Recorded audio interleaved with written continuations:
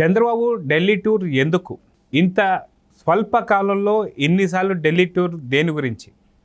రాష్ట్ర విభజన అంశాల గురించా, లేదా ఏపీ భవిష్యత్తు గురించా, లేదా పోలవరం ఇంకా అమరావతిల గురించా, ఇంకేంటి అనేది కొంత ప్రశ్నలు అయితే ఉత్పత్తి అవుతున్నాయి.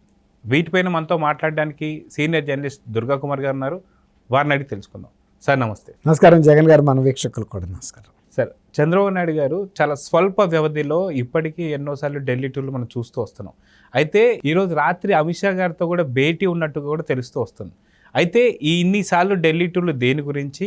రాష్ట్ర ప్రయోజనాలు అతి త్వరితగతిన పూర్తి చేస్తామే లక్ష్యం కింద పెట్టుకున్నారా, లేకపోతే ఏంటి అంటే ఏం చెప్తారు? ఇప్పుడు చంద్రబాబు నాయుడు గారు ఇప్పుడు రాష్ట్రంలో ఉండే పరిస్థితిని ఎప్పటికప్పుడు కేంద్రం దృష్టికి తీసుకెళ్తూ, కేంద్రం నుంచి కూడా కొంచెం వాళ్ళ దృష్టిలో ఘాటుగా, అంటే వాళ్ళ మైండ్లో పడే విధంగా చెప్పాల్సిన అవసరం ఉందండి.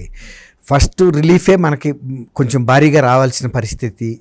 రాష్ట్రంలో పోలవరం ప్రాజెక్ట్ కానీ, అమరావతి క్యాపిటల్ గురించి కానీ, తర్వాత రెగ్యులర్గా గవర్నమెంట్ రన్ అవ్వటానికి కూడా ఇప్పుడున్న క్లిష్ట పరిస్థితులు ఆర్థికంగా ఏ అంశాలు ఎట్లెట్లా ఉన్నాయి, దీనికి సంబంధించి నిధులు కొంచెం సరఫరా సరళంగా జరిగే విధంగా చూడాల్సిన పరిస్థితి కేంద్ర ప్రభుత్వం నుంచి ఉంది. అందుకని ఆర్బీఐకి సంబంధించి కొన్ని ఆదేశాలు ఇప్పించుకోవటం, అలాగే రాష్ట్రంలో ఇంకా ఇతర ప్రాజెక్టులు, తర్వాత ఈ నేషనల్ హైవేస్కి సంబంధించిన కొన్ని అంశాలు, పోర్ట్లు, ఇవన్నీ కూడా మౌలికమైన సదుపాయాలకు సంబంధించిన అంశాలు, చాలా తీవ్రమైన ఇష్యూస్ ఉన్నాయి.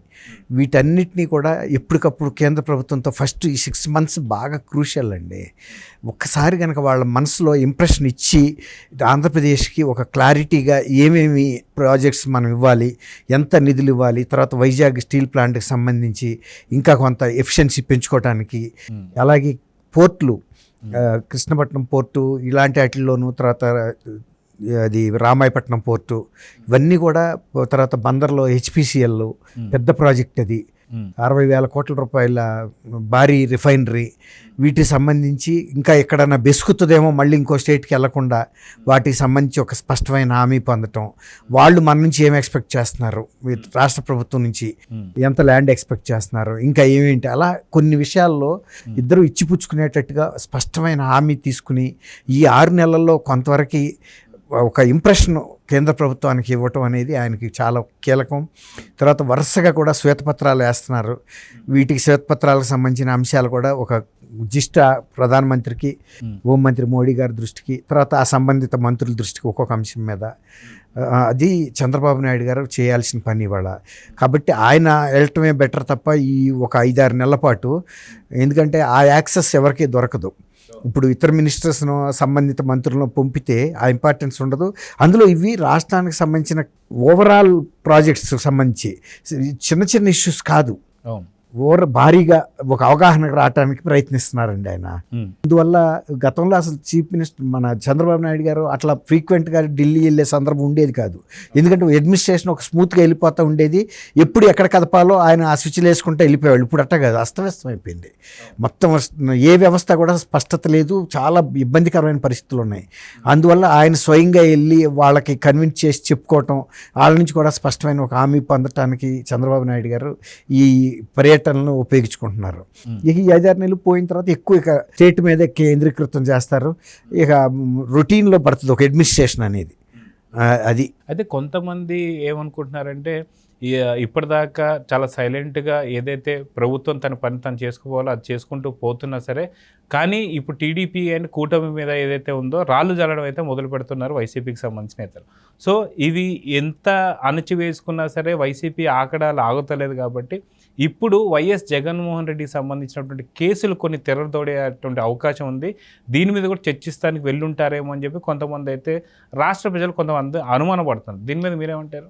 అసలు చంద్రబాబు నాయుడు గారు నైజం అది కాదు కదండి. చంద్రబాబు నాయుడు గారు ఎప్పుడు జగన్మోహన్ రెడ్డి లాంటి గారు వ్యక్తినో, లేదా మాజీ ముఖ్యమంత్రుల్ని వేధించాలి పార్టీలను అనేది అసలు, లేకపోతే కక్ష సాధింపు చర్యలకు దిగాలనేది ఆయన నైజంగా. అట్లా చేసే వ్యక్తులు రాష్ట్ర ప్రగతి మీద, డెవలప్మెంట్ మీద, ప్రజల సంక్షేమం మీద ఫోకస్ చేయలేరండి.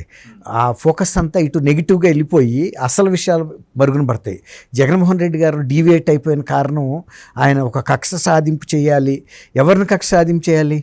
ఆయన ఎన్నుకున్న ప్రజల్ని ఫస్ట్ టార్గెట్ చేశాడు, ప్రతిపక్షాలని సెకండ్ టార్గెట్ అసలు ఎక్కువ సఫర్ అయింది ప్రజలేనండి. ఈవెన్ చంద్రబాబు నాయుడు గారిని చివరి టైంలో అరెస్ట్ చేశాడు.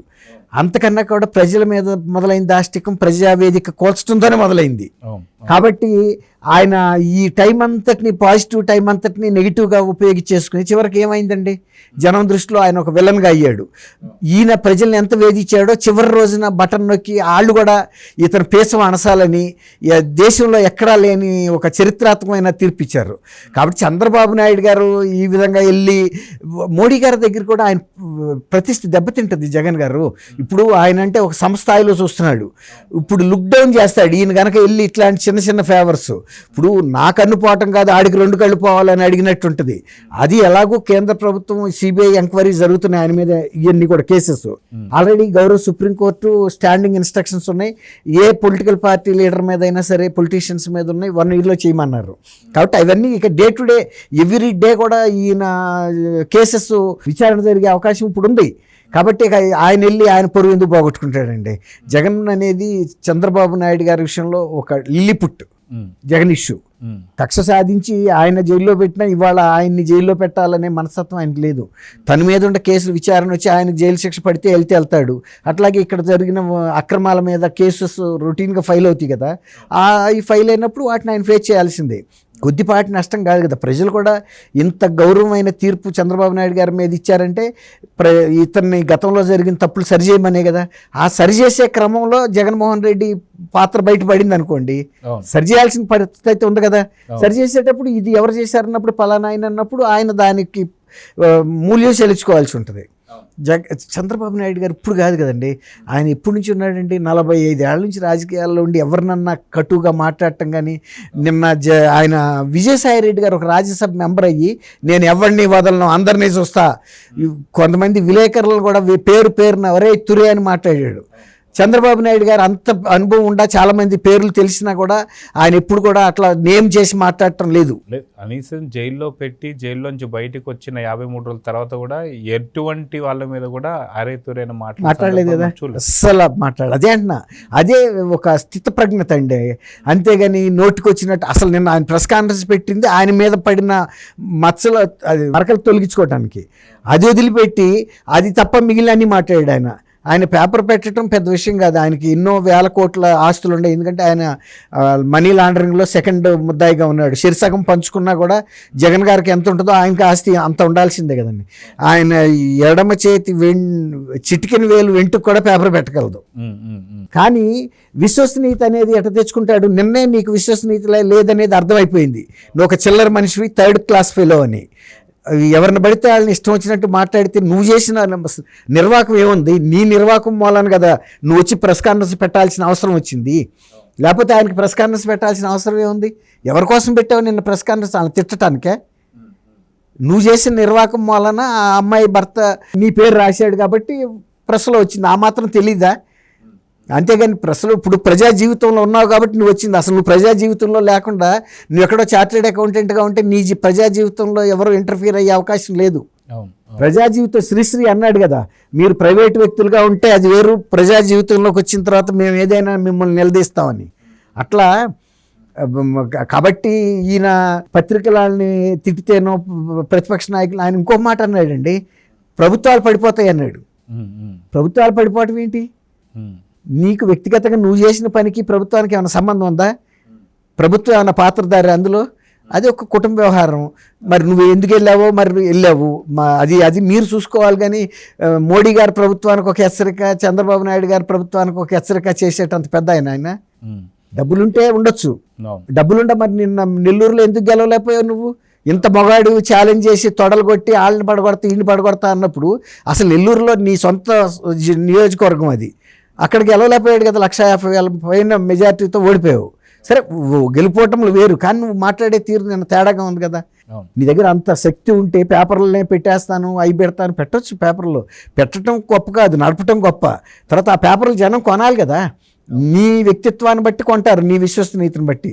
నువ్వే 3rd class ఫెలో లాగా నిన్న ప్రొజెక్ట్ చేసుకుని నీ పేపర్ కొనేవాడు ఇంకే ఎంత దరిద్రుడు అయి ఉండాలి. పాఠకుడికి కూడా ఒక స్థాయి ఉంటుంది.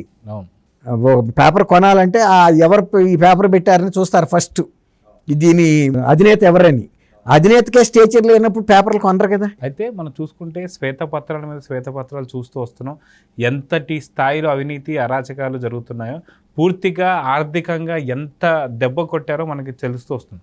అయితే ఈ ఆర్థిక మూలాలు ఎవరెవరు దెబ్బ కొట్టారో, ఆ యొక్క శాఖల మంత్రులు ఎవరు, మాజీ మంత్రులు ఎవరు, అందరినీ బయట తీసి వాళ్ళ దగ్గర నుంచి తిరిగి ఆ యొక్క డబ్బును తీసుకుంటే ఖచ్చితంగా రాష్ట్రం చాలా వరకు బాగుపడే అవకాశం ఉంది.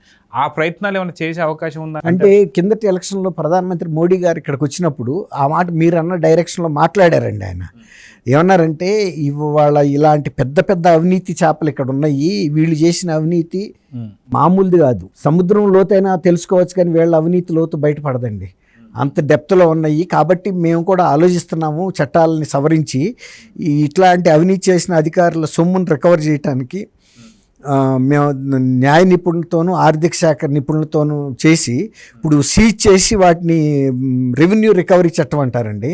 ఆ రెవెన్యూ రికవరీ చట్టం ప్రకారం చేసే అవకాశం ఉంది. పూర్తిగా కాకపోయినా ఇప్పుడు వాడు మింగింది గుమ్మడికాయ అయినా జాంకాయనన్నా రికవర్ చేయొచ్చు, అదైనా చేయొచ్చు. ఇంకా గట్టిగా దొరికితే గుమ్మడికాయలాగా కూడా తీసుకోవచ్చు అట్లా. కానీ మనం అంత ఆశించలేము జగన్ గారు. ఇవాళ ఉండే పరిస్థితుల్లో చాలామంది, విజయసాయి రెడ్డి గారు కూడా ఇప్పుడు సీఏ, ఆయన ఎంత మ్యానిపులేట్ చేసి అన్ని కేసెస్లో ఎక్కడికక్కడ సర్దుకుని సూట్ కేస్ కంపెనీలు, బ్రీఫ్ కేస్ కంపెనీలు తయారు చేసి ఇప్పుడు 45,000 కోట్ల రూపాయలు ప్రభుత్వ సీజర్లో ఉన్నాయి. అది ఎంతవరకు మరి గవర్నమెంట్ రికవర్ చేస్తే ఎంత వీళ్ళకి ఇస్తారనేది చూడాలి మనం. ఎందుకంటే అంత స్థాయిలో రికవర్, అది సీజ్ చేసిన సబ్జెక్ట్ ఇంతవరకు ఇప్పుడు జరగలా. చిన్న చిన్నయే తప్ప ఇది మాసివ్గా ఉంది. రేపు అట్లాగే ఈ 5 సంవత్సరాల్లో ఆయన చేసిన అవినీతి కూడా ఏంటనేది ఇప్పుడు ఒక్కొక్కటి వైట్ పేపర్స్ ద్వారా బయటకు వస్తున్నాయి. కాబట్టి ఇవన్నీ ఇంకొక నేను కూడా 1 month లోపల క్లారిటీ తీసుకొచ్చేస్తారండి. స్టేట్లో మీరు అన్న అక్రమాలు ఎలా జరిగినాయి, అవినీతి ఎంత స్థాయిలో జరిగింది.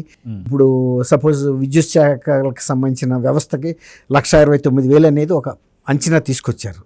అట్లా ప్రతి దాంట్లోనూ ఒక అంచనా వస్తుంది. వచ్చిన తర్వాత అది రెవెన్యూ రికవరీ చట్టాలు ఉపయోగించడానికి అవకాశం ఉందా లేదా.